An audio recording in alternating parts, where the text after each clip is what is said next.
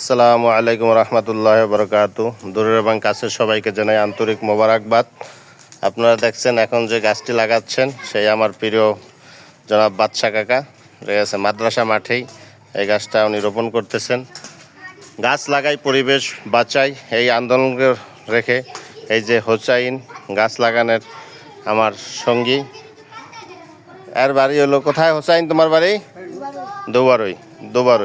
দুবারই হলো পূর্বদলা থানার বিশকাকুনি ইউনিয়ন, না? বিশকাকুনি ইউনিয়নের একটি গ্রাম, অত্যন্ত সুন্দর গ্রাম দুবারই। যে আমরা দুবারেতেও গাছ লাগাতে যাব। বিসমিল্লাহ।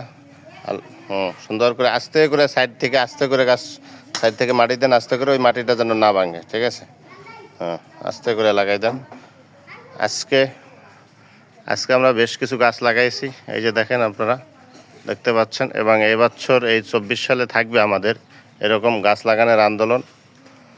যে যেখানেই থাকি গাছ লাগাই, পরিবেশ বাঁচাই, এই আন্দোলনকে সামনে রেখে অত্যন্ত আমার যে কথা সেটা হলো প্রত্যেকেই যেন 3টা করে গাছ লাগাই।